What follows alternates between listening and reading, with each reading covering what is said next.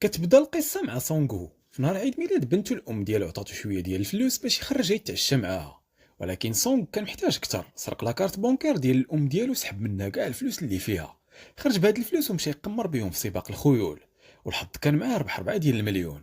ولكن هذا الربح ما كانش كافي، حيت سونغ كان داير قرض من واحد الشركة، وهذوك الناس بداو كيتبعوه باش يرد ليهم الفلوس.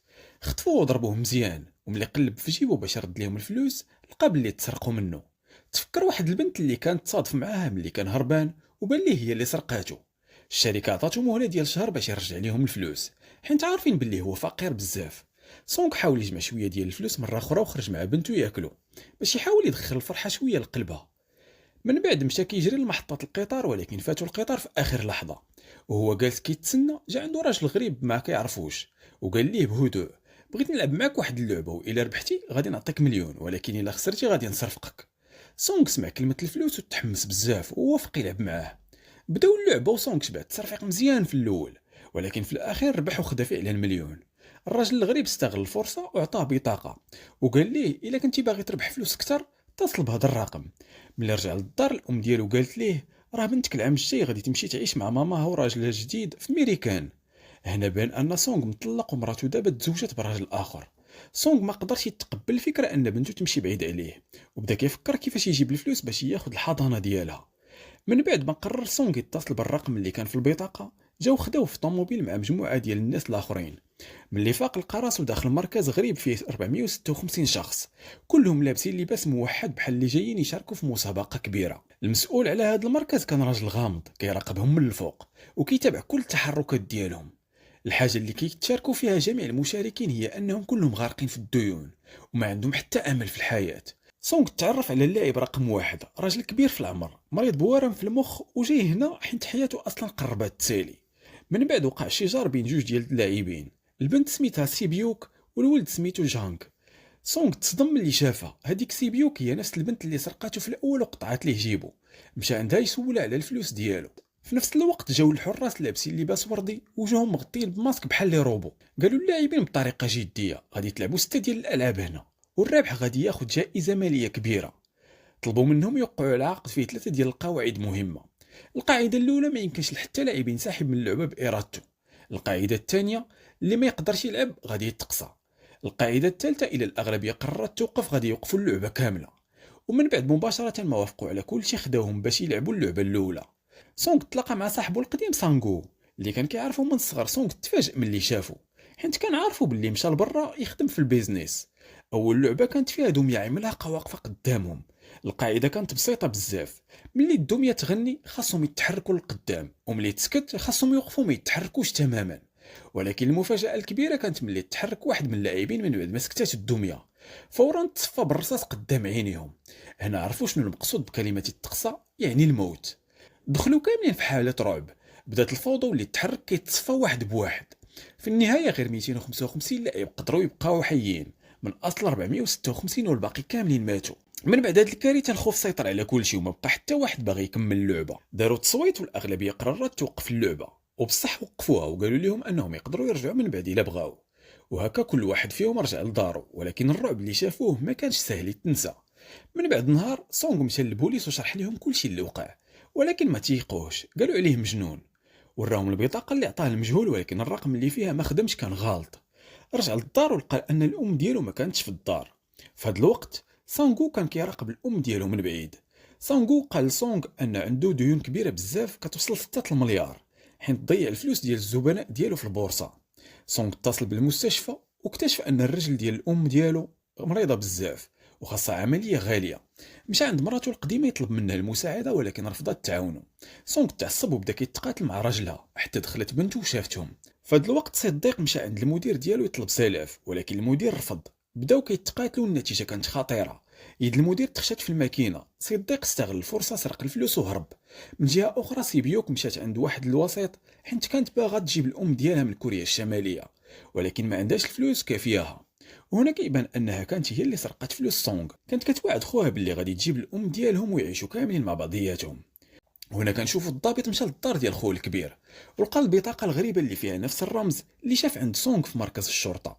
الضابط شك وسول سونغ عليها، ولكن سونغ رفض يجاوبه. سونغ فكر مزيان وقرر يرجع يلعب اللعبه مره اخرى. تجمعوا الناس اللي باغيين يرجعوا وداروهم في السفينه، ولكن الضابط تبعهم من بعيد، قتل واحد الحارس وخدا بلاصتو ورمى الجثه في البحر. وصلوا للجزيره اللي فيها المركز، اللاعبين ما كانوش عارفين شنو كيتسناهم ولا كيفاش غادي تكون اللعبه الجايه. بداو كيتجمعوا الفرق ديالهم استعدادا للجوله الثانيه. في الليل سيبيوك وصاحبتها مشاو للمرحاض، ولكن استغلوا الفرصه وهربوا من الحراس وبداو كيتجسسوا باش يعرفوا شنو كيديروا. شافوا الحراس كيطيبوا شي حاجه في قميلات كبار، شكلهم كان غريب بزاف. رجعت سيبيوك لصاحبتها وعاودت ليها كلشي اللي شافت. سانغو سمعهم كيهضروا وسول سيبيوك على الموضوع. جاوباتو وقالت ليه كانوا كيطيبوا شي حاجه في قميلات كبار، ولكن ما عرفتش شنو بالضبط. من بعد جمعوا اللاعبين كاملين وخدوهم مساحه كبيره بحال الملعب. قدامهم كانوا 4 ديال الاشكال، دائره ومربع ونجمه ومظله. قالوا لهم يختاروا شكل واحد من بينهم. سانغو كان ذكي بزاف، فهم من ملامح المكان شنو اللعبه اللي غادي تكون. من بعد عطاو كل واحد علبه صغيره فيها قطعه من الشمع والسكر مطبوخ، واللي وسطها الشكل اللي اختاروه. القاعده كانت بسيطه وخطيره في نفس الوقت، خاص كل واحد يخرج الشكل ديالو بدقه من السكر بلا ما يهرس ولا يشوه الشكل. الا تهرج جزء صغير من الشكل كيتقصى اللاعب نهائيا، يعني كيتقتل. سانغول اللي كان عارف مسبقا شنو خاص يدير واختار اسهل شكل قدر يخرج الشكل ديالو بسهوله وباعصاب بارده. اما سونغ فكان عرقان ومتوتر بزاف حيت اختار اصعب شكل، وكل دقيقه كتحس راه غادي يتقتل. ولكن بصعوبه وبذكاء قدر في الاخير ينجح ويخرج الشكل سليم. من بعد رجعوهم للغرفه ديالهم، بقاو 187 واحد صافي من اصل 456، يعني اكثر من 100 شخص صفوهم في هذه الجوله. من بعد عطاوهم الماكله، ولكن بسبب القلق والتوتر بدا شجار بين جانغ وواحد اللاعب اخر. جانغ تهور وضربوا قدام الناس حتى قتلوا بلا رحمه. هذا الموقف خلى الخوف يدخل في قلوب كلشي، عرفوا ان القتل ولا مسموح وان المكان ما فيه لا قانون ولا رحمه. كيبان من بعد ان كاين واحد الطبيب من بين اللاعبين وكان عنده دور خبيث، كيعاون الحراس في بيع اعضاء الناس الميتين الصينيين. وداكشي علاش في كل مره كيهزوا الجثث وكيتصرفوا فيهم بطريقه غريبه، ماشي باش يدفنوهم ولكن باش يقطعوهم ويبيعوا الاعضاء ديالهم. كلشي هادشي كان منظم ومراقب من طرف الرئيس، الشخص اللي كيسير اللعبه كلها، وكان داير حتى راجل ديالو في غرفه المراقبه باش يحذف اي تسجيل من الكاميرات يقدر يفضحهم. الحراس كانوا كيعطيو للطبيب معلومات مسبقه على الالعاب باش يعاونوهم في المقابل. قال ليه واحد منهم اليوم عطيناهم ماكله ناقصه بالعاني باش يجيهم الجوع ويقتلوا بعضياتهم، اللي ضعيف غادي يصفيو. الحارس زاد وقال للطبيب اللعبه الجايه معقده والانوار غادي يطفيهم بعد نص ساعه، خاصك تكون مستعد. سانغو كان حاس بالخطر وشك ان بعض اللاعبين غادي يديروا فوضى في الليل. جمع فريق سونغ وقال لهم الليله بلا ما تنعسوا، بقاو سهرانين ومراقبين بعضياتكم، راه شي حاجه خايبه غادي توقع. الطبيب دخل في فريق جانغ وبدا كيعطيه تفاصيل على اللعبه الجايه باش يكون عندهم امتياز. وملي طفاو الضو فعلا وقع اللي كان متوقع. جانغ وفريقه بداو كيهاجموا على اللاعبين الاخرين، كيصفيوها ليهم واحد بواحد وسط الظلام. ترونت القضيه في البلاصه والدم كان في كل جهه. جانغ مشى عند سيبيوك باش ينحيها، ولكن سونغ تدخل في اخر لحظه ودافع عليها بكل قوته. الحراس جاو بالزربه ووقفوا كل شيء قبل ما تزيد ترون. من بعد ديك الليله الدمويه بقاو غير 80 لاعب. في الصباح خداهم اللعبه الثالثه، قالوا لهم ديروا فرق من 10 ديال اللاعبين، كل واحد بدا كيقلب على الناس اللي يقدر يعتمد عليهم. جانغ اللي كان داير فيها قائد رفض يدخل البنت صاحبه سيبيوك معاه، واختار فريق ديالو يكونوا كاملين من الرجال، حيت كان كيعرف مسبقا باللي اللعبه اللي جايه غادي تكون مبنيه على القوه البدنيه. من بعد جمعوا اللاعبين كاملين وخداوهم مساحه كبيره بحال الملعب. سونغ دار الفريق ديالو حتى هو، وكانوا ناقصين لاعب واحد، وهي تجي صاحبه سيبيوك تزادت معاهم. اللعبه كانت شد الحبل. الهدف هو يتلح الفريق المقابل لتحت. فريق جانغ ربح بسهوله في الجوله الاولى اللي كان مكون من الرجال فقط. دابا جا الدور على الفريق سانغو.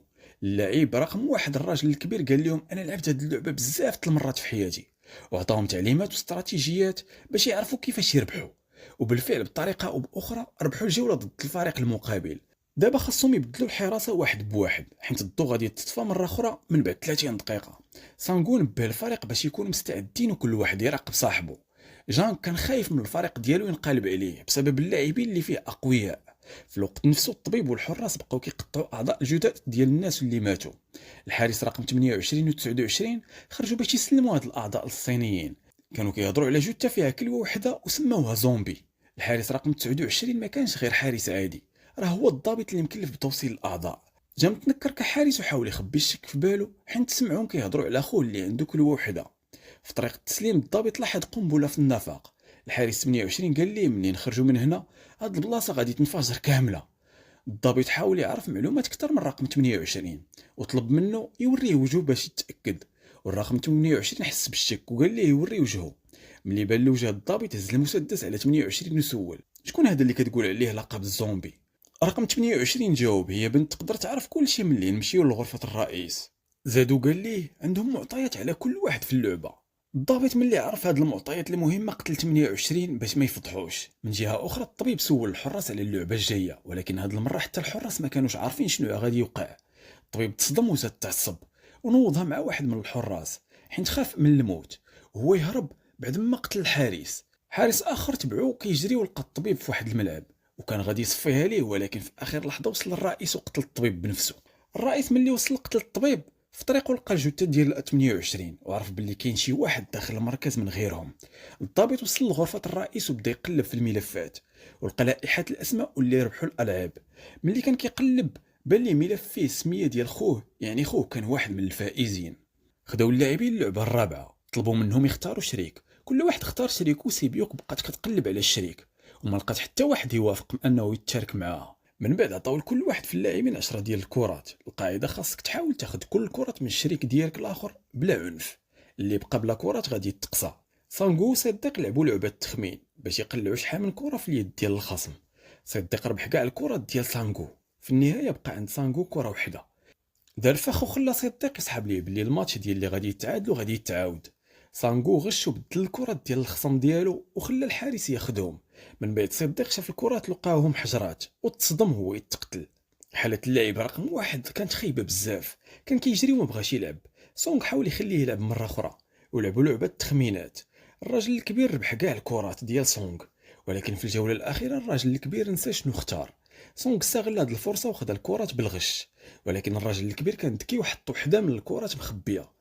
رجع كيقلب في البلاصة. سونغ طلب منه يلعب مرة أخرى. رجع كيدور في البلاصة. سونغ طلب منه يلعب مرة أخرى والراجل قال ليه: عارفك بلي قولبتيني وخديتي الكرات، راني غير كنت كنمثل بلي أنا نسيت. منين سمع هاد الكلام سونغ تأثر وعطى للراجل كاع الكرات ديالو، ولكن الراجل الكبير عطاهم ليه وانسحب. سيبيوك وصاحبتها حتى هما كانوا كيلعبوا اللعبة ديالهم، كانت أن اللي وصل الكرة تقريبا أكثر للحيط يربح. في الأول سيبيوك لحت الكرات ديالها مزيان، جات النوبة ديال صاحبتها هي لحت كاع الكرات ديالها. منين شافت سيبيوك هاد الشي طلبات منها تعاود تلوح. صاحبتها قالت ليها: لا سيبيوك انا بوحدي، ما كاين حتى حد معايا، الا وقع لك شي حاجه ما غاتكونيش مزيان، راه خوك الصغير كيتسناك. ومن بعد صاحبتها تقتلات. خداو الجثث ديال الموتى ورجعوهم للغرف. جانغ لاحظ ان صاحبه سيبيوك باقا حيه وكانت جالسه هانيه. هنا بان بان صاحبتها حتى هي صديقه ديال جانغ. من بعد الرئيس لقى بطاقه الهويه ديال الضابط حدا الجثه. عرف ان الشخصيات المهمه ديال الفي اي بي وصلوا. الرئيس مشى باش يستقبل الشخصيات المهمه في اي بي وخداوهم للغرف. من بعد وصى واحد الراجل اخر يوصلهم واللي هو شخصيه رئيسيه غادي نعرفوا عليه اكثر من بعد. نهار اخر جابوهم اللعبه الخامسه، كانوا ارقام من واحد حتى ل 16. كل لاعب خاص ياخذ رقم ديالو، اللاعب يكون حسب الرقم. في الاخير الرقم الاول والرقم الاخير بقاو 1 و 16. سونغ تحير اي رقم يختار. الا اختار رقم واحد غادي يواجه صعوبات حيت ما عارفش شنو اللعبه. الا اختار الرقم الاخير ممكن ما تجيش نوبته. مع الوقت كان كيمشي بالزربه، واحد الراجل جا وقال ليه: بغيت الرقم الاول حيت ما عمرني ما خديت الرقم الاول. خداو من الغرفه ديال اللعبه. القاعده خاصهم يدوزوا الجسر في الوقت المحدد. كان زوج ديال الزجاجات في الوسط، وحده عاديه وواحد مقوه. الزجاج العادي كيتكسر ملي كيمشيو عليه وغادي يطيحوا. بداو اللعبه وكل واحد كيطيح كيموت واحد بواحد. جانك كان القدام وما تحركش، كان عندهم خيار واحد يتحركوا القدام ولا يموتوا هنا. صاحبة جانك اللي كانت كتضايق وجات قدام وقالت ليه: قلت لك ملي خدعتيني غادي نصفيها ليك. شدات جانك ولحتو معاها وماتوا بجوج. كان واحد الراجل خدام في شركه ديال الزجاج وكان عارف الزاج اللي مزيان واللي ضعيف. الرئيس تفضوا باش ما يعرفوش. سانغو دفع الراجل هو وسونغو دازوا الجسر، ولكن تضرروا بسبب الزجاج اللي كان مهرس وسونغ تزادت ليه الجراح.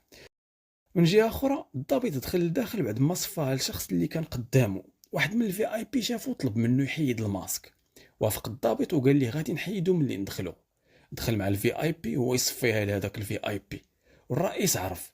الرئيس جرى باش يشدو وشاف الضابط ولكن هرب للجزيره. الرئيس تبعو وحاول الضابط يتصل بصحابه ولكن المكالمه تقطعت. الرئيس شدو وقال ليه خاصك تمشي معايا، ولكن الضابط قاوموا وضربوا. ملي حيد الرئيس الماسك، الضابط عرفوا انه خوه وضربوا بالرصاص والضابط طاح في الماء. صايبيو كانت وحده من الناجين مجروحه عامره بالدم. من بعد الناجين خداوهم للعشاء، حطوا حداهم موس، يعني في الليل ممكن شي واحد يقتل الاخر. سونغ لاحظ ان حاله صايبيوك خايبه، قال لها ما تخافيش، حنا مجموعين وغادي نربحوا سانغو ومن بعد نقسموا الفلوس. صايبيوك قالت ليه عندي خويا الصغير خليته في دار الايتام، اللي خرج منا خاصو يهتم بجوج عائلات. حالة صايبيوك تزاد تسوء، كان محتاجة لطبيب. سونغ مشى يطلب المساعدة، ولكن ملي رجع صايبيوك ماتت. من بعد خداوهم اللعبة الأخيرة. القاعدة بسيطة، تقتل ولا تموت. هاد اللعبة سميتها سكويد جيم. بدا الشجار كبير بين اللاعبين. في الأخير حالة سانغو تزاد تسوء، وسونغ قال بغيت نحبس اللعبة. سونغ سول سانغو باش يجي معاه، ولكن سانغو مات. وبهذا الشيء سونغ ربح اللعبة. الرئيس قال لسونغ لعبتي مزيان، ولكن ما كنتش متوقع انك غادي تربح. من بعد سونغ رجعوا للدار وعطوه بطاقة بنكية. ملي شافها بانوا ليه كاع الفلوس تحولت ليه. دخل الدار ولكن الام ديالو ماتت قبل ما يوصل. المشهد تيبان عام من بعد. حالة سونغ كانت خايبة وكان كياخد المخدرات وما استعملش الفلوس. جات عنده سيدة كتبيع الورود وعطاتو نفس البطاقة ومكتوب فيها عنوان. سونغ مشى للعنوان، لقى ان كلشي دارو داك الراجل الكبير، اللاعب رقم واحد، باقي حي. وقال لسونغ عييت من حياتي، درت هاد الالعاب مع العملاء باش نستمتع ونشوف الناس كيموتوا، ولكن ما لقيت حتى حد يشاركني. قال ليه الفلوس اللي عندك هي ديالي، ومن بعد مات. من بعد سونغ مشى عند الاخ الصغير ديال سيبيوك ووراه الام ديال سانغو، وقالت ليه تهتم بالولد، وعطاه حقيبه عامره بالفلوس. سونغ مشى للمحطه ودار لقى نفس الشخص اللي شافه في بدايه الفيلم. سونغ جرى وراه ولكن هرب. من بعد سونغ عيط للرقم اللي في البطاقه، سولهم شكون نتوما، علاش كديروا هاد الشيء للناس، علاش كتغيروا حياتهم. الجواب كان سونغ طلع للطياره الا بغيتي مازال تعيش.